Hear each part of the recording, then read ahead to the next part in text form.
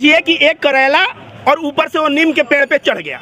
चड्डी छाप पत्रकार नीम का पेड़ है और एक खुशबू पांडे करेला है। अब नीम के पेड़ पे जब करेला चढ़ जाएगा तो कितना कड़वा हो जाएगा, और ये कड़वाहट जो है ना इतना कड़वा है कि ये लोगों को उतने कड़वाहट बर्दाश्त नहीं होता, लूज मोशन हो जाता है। और जब दवा खाती है लूज मोशन का, चाहे चड्डी छाप पत्रकार खाता है, तो उसका प्रॉपर जो है पेट साफ नहीं होता, वो सारा गंदगी मुंह से निकलता है और जिसके वजह से इतनी गंदी गंदी बातों का इस्तेमाल करती है। देखिए नीतीश कुमार जी वो भी महात्मा गांधी की बात करते हैं। उनसे 4 दिन पहले पत्रकार पूछा है कि ये बताइए हिंदू राष्ट्र बनेगा तो कैसा रहेगा, तो नीतीश कुमार जी बोले कि मुंह बंद करो अपना, या देश महात्मा गांधी का है, देश मौलाना कलाम का है, जितना हिंदू का है उतना मुसलमान का है, और भारत बाबा साहब अंबेडकर के संविधान पे चलता है। तो नीतीश कुमार भी जो है इन नफरतबाजों को प्रॉपर जवाब देते हैं, तो इन नफरतबाजों को हजम नहीं होता, और जब हजम नहीं होता तो महात्मा गांधी को ये लोग उल्टा सीधा बोल देते हैं, तो नीतीश कुमार को भी लोग आतंकवादी बोल रहे हैं। लेकिन मैं कह दूं जो नीतीश कुमार को आतंकवादी बोल रहे हैं, इनके बाप इनके दादा जो है उनकी औकात इतनी नहीं होगी। नीतीश के सामने जो ज्ञान है ना 1% का ज्ञान नहीं होगा, इनकी औकात 2 कौड़ी की है, और नीतीश कुमार जैसे माननीय मुख्यमंत्री को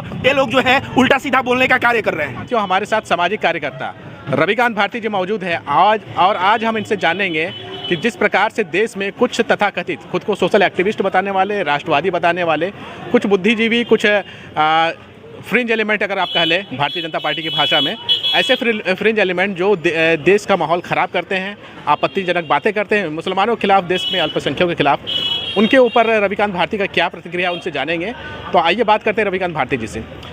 रविकांत भारती जी, सबसे पहला मेरा सवाल ये है कि आप जो है राष्ट्रवादियों के विरोध में क्यों खड़े रहते हैं, ऐसे लोगों के विरोध में क्यों खड़े रहते हैं जो हिंदू राष्ट्र बनाना चाहते हैं? आप कह रहे हैं राष्ट्रवादियों के खिलाफ मैं क्यों खड़ा रहता हूं, तो समझिए राष्ट्रवादी ये लोग हैं नहीं, ये लोग जो है देश के गद्दार हैं, क्योंकि देश में रह रहे हिंदू और मुसलमान भारत के संविधान के समक्ष यह जो है नागरिक बनाता है सबको, और सभी नागरिकों को समान अधिकार देता है। लेकिन जो व्यक्ति माइक उठा के या जो है सामने माइक के आके हिंदू मुस्लिम रोज करता हो, ऐसे लोगों को आप राष्ट्रवादी मानते होंगे पत्रकार महोदय। हमारे नज़र में ऐसे लोग देश के गद्दार हैं और देश के गद्दार रहेंगे। ये लोग उन्हीं के औलाद हैं जो नाथूराम गोडसे और जो सावरकर थे ना, सावरकर और नाथूराम गोडसे के औलाद हैं, जिन्होंने महात्मा गांधी की हत्या की।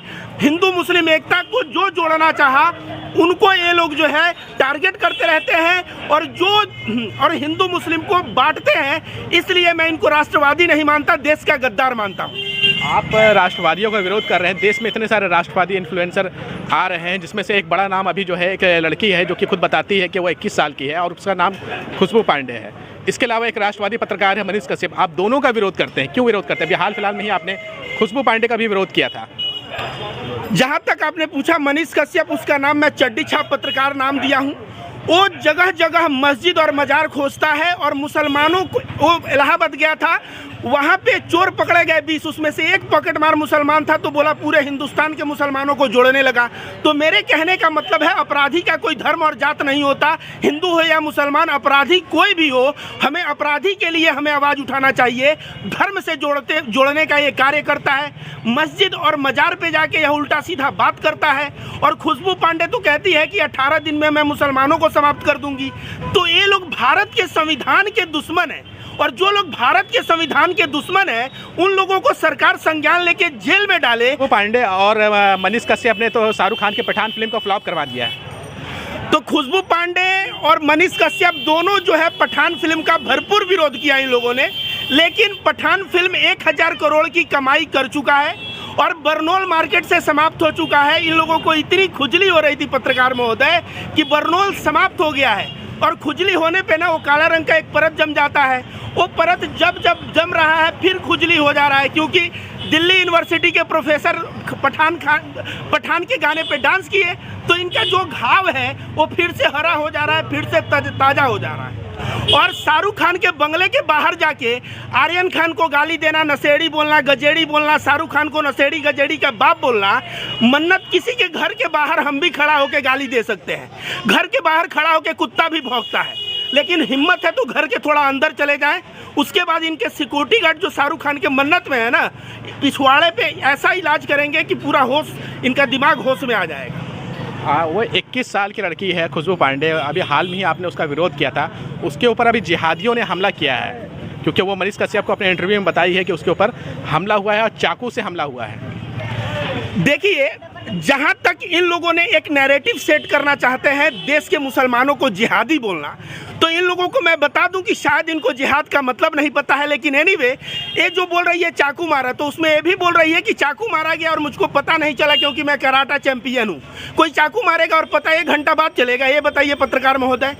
तो ये सब ड्रामा है। मैं भी कह दूं रविकांत भारती मुझे जो है कोई चाकू मार के चला गया, मुझे 2 दिन बाद पता चला, तो मैं कुछ भी बोल दूंगा, आप थोड़ी मान लेंगे। तो ये जो है कुछ भी बोलने का कार्य करती है और उसको एक नैरेटिव बनाती है कि मेरे ऊपर जो है मुसलमान जो है हमारे दुश्मन बने, हमारे ऊपर हमला कर रहे हैं। लेकिन जो है यह केवल और केवल लोगों को धोखा दे रही है। किनको धोखा दे रही है? सनातनी हिंदुओं को धोखा दे रही है। आज महंगाई की मार, क्या हिंदू गैस कितना में खरीद रहा है? आज बताइए पेट्रोल क्या हिंदू कितने में भरवा रहा है? महंगाई का चाबुक मारना है और उसके लिए हिंदू मुस्लिम करके या भारतीय जनता पार्टी की सरकार और ये जो फ्रिंज एलिमेंट है पूरे हिंदुस्तान के नागरिकों को मूर्ख बनाए पड़े। खुशबू पांडे उसी इंटरव्यू में जो है वो बता रही है कि लोगों को महंगाई ऐसे पेट्रोल जो है 100 रुपये लीटर जो पेट्रोल है महंगा लगता है, लेकिन 1000 रुपये का जो है पठान का टिकट महंगा नहीं लगता है। इस पर आप क्या बोलेंगे? 1000 रुपये लोग खर्च करें या 10,000 खर्च करें अपने इंटरटेनमेंट के लिए, जो एफर्ट कर सकता है खर्च किया। भारत का संविधान फ्रीडम ऑफ चॉइस देता है और फ्रीडम ऑफ चॉइस के तहत जिसको फिल्म देखना है 5000 में देखना है 5000 में देखेगा। लेकिन जहां तक रही बात पेट्रोल और डीजल की, तो पेट्रोल और डीजल की जो महंगाई बढ़ रही है वह कंट्रोल कौन करता है? सरकार करता है।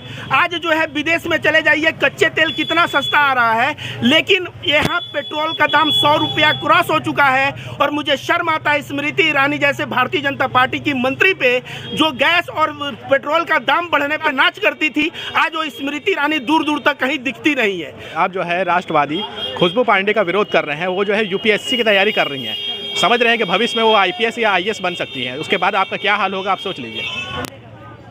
तो जो आप कह रहे हैं राष्ट्रवादी और राष्ट्रद्रोही है, क्योंकि जो हिंदू और मुसलमान करे देश में वो राष्ट्रवादी नहीं हो सकता, नहीं हो सकता, नहीं हो सकता।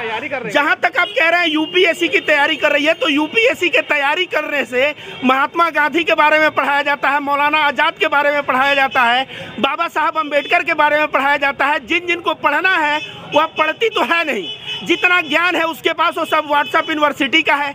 और व्हाट्सएप यूनिवर्सिटी का ज्ञान ना आपको बता देंगे एक ठेला चलाने वाले और एक अनपढ़ लोगों के पास भी आज के डेट में हो गया है। तो ये यूपीएससी का तैयारी नहीं कर रही है, अपने बाप को मूर्ख बना रही है। इस्लाम से इसको क्यों नफरत है? इस्लाम कहता है कि तुम्हारे पिताजी कहीं तुमको भेज रहे हैं और पैसा महीने महीने भेज रहे हैं, तो उस पैसे का सदुपयोग करो, किताब खोलो, मन लगा के पढ़ो, तो ये हलाल हो गया। लेकिन अगर पिताजी खून पसीने का कमाई करके पैसा भेज रहे हैं और तुम वहाँ रंगरैली में पैसा उड़ा रहे हो और तुम जो है हिंदू मुस्लिम कर रहे हो, पढ़ाई पे ध्यान नहीं दे रहे हो, तो ये हराम हो गया। तो ये काम करेगी हराम का, और जब लोग बोलेंगे हराम का काम कर रही है तो बोलेगी मुसलमान हमारे दुश्मन है। वो पांडे है और मनीष कश्यप है, इन्होंने अपने वीडियो में ही कहा था कि जब इन्होंने पठान का विरोध किया तो इनको काफ़ी ज़्यादा ट्रोल किया गया। आपने भी मनीष कश्यप के ताल्लुक से एक वीडियो बनाया था और खुशबू पांडे को भी हाल फिलहाल में आपने मतलब अगर मनीष कश्यप के भाषा में बोला जाए तो रेला था। तो दोनों तब साथ आ गए, दो राष्ट्रवादी, एक पत्रकार एक एक्टिविस्ट, दोनों साथ आ गए। तो आप लोगों का तो पत्ता तो ऐसे गुल हो जाएगा। आप लोग को सुनता कौन है? ऐसा समझिए कि एक करेला और ऊपर से वो नीम के पेड़ पे चढ़ गया। चड्डी छाप पत्रकार नीम का पेड़ है और एक खुशबू पांडे करेला है। अब नीम के पेड़ पे जब करेला चढ़ जाएगा तो कितना कड़वा हो जाएगा, और ये कड़वाहट जो है ना इतना कड़वा है कि ये लोगों को उतने कड़वाहट बर्दाश्त नहीं होता, लूज मोशन हो जाता है। और जब दवा खाती है लूज मोशन का, चाहे चड्डी छाप पत्रकार खाता है, तो उसका प्रॉपर जो है पेट साफ नहीं होता, वो सारा गंदगी मुंह से निकलता है और जिसके वजह से इतनी गंदी गंदी बातों का इस्तेमाल करती है। तो लोग जो है तलवार के डर से सलवार पहन लिए हैं, आप उनके ही समर्थन में क्यों खड़े नजर आते हैं? आप कभी जो है आप महान जो राष्ट्रवादी गुजरे उनके बारे में कुछ नहीं बोलते, लेकिन जो तलवार के डर से सलवार पहने उनके समर्थन में क्यों खड़े रहते हैं?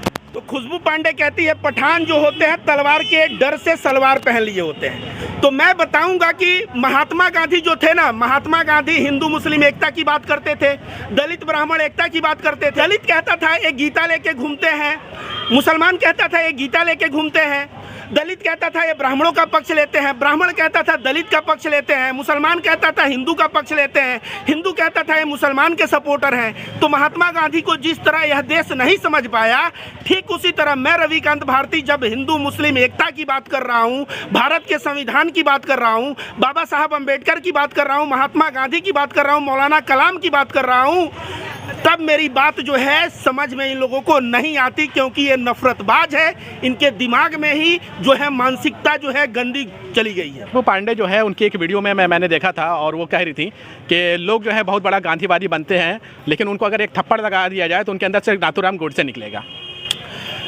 एक थप्पड़ लगाने वाला बात आपने जो किया ना, बहुत अच्छा नहीं किया, मैंने नहीं किया है। ये खुशबू पांडे बोलती है तो महात्मा गांधी ने किसके लिए कहा था?